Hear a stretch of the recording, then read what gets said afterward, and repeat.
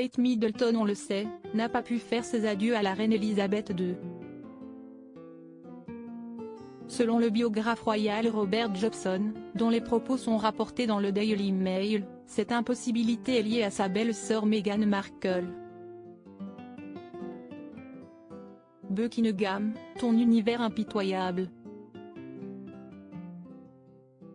Le 8 septembre dernier, le Royaume-Uni apprenait sous le choc, par l'intermédiaire d'un journaliste de la BBC cravaté de noir, la nouvelle que tous craignaient depuis plusieurs mois déjà, la mort de la reine Elisabeth II.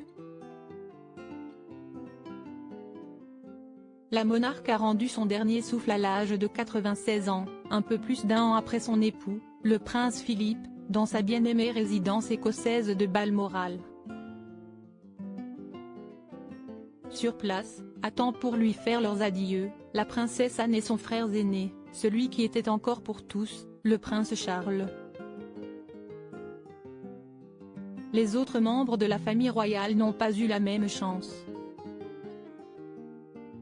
Andrew et Edward, les fils cadets de la reine, Sophie de Wessex, sa belle-fille adorée, ses petits-enfants William et Harry sont arrivés après son dernier souffle. Meghan et Kate n'ont pas fait le voyage à Balmoral. Un malheureux hasard? Pas si l'on en croit les propos de l'auteur de Our King, Robert Jobson, dont les propos ont été relayés dans le Daily Mail de ce 18 avril. Royal manigance. Selon ses dires, la princesse de Galles a dû rester à l'écart de Balmoral, afin d'empêcher Meghan Markle de s'y rendre, prenant le prétexte de s'occuper de George, Charlotte et Louis.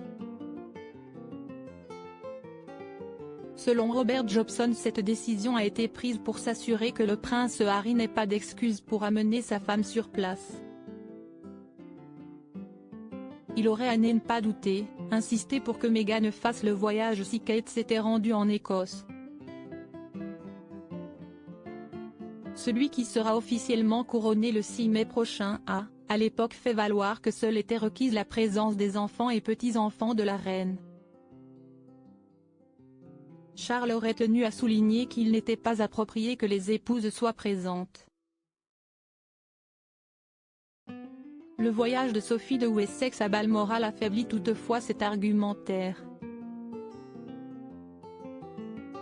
En réalité, a déclaré Jobson au NZ Herald, ce qu'il voulait dire si est que Meghan n'était pas la bienvenue. Kate est délibérément restée à l'écart, mais elle voulait désespérément être aux côtés de la reine dans ses derniers instants. Cela a rongé Kate et a fait naître du ressentiment envers Meghan, a-t-il encore déclaré. Il ne reste désormais pas le moindre doute que l'absence de cette dernière au couronnement de Charles sera un soulagement pour les deux clans de la monarchie.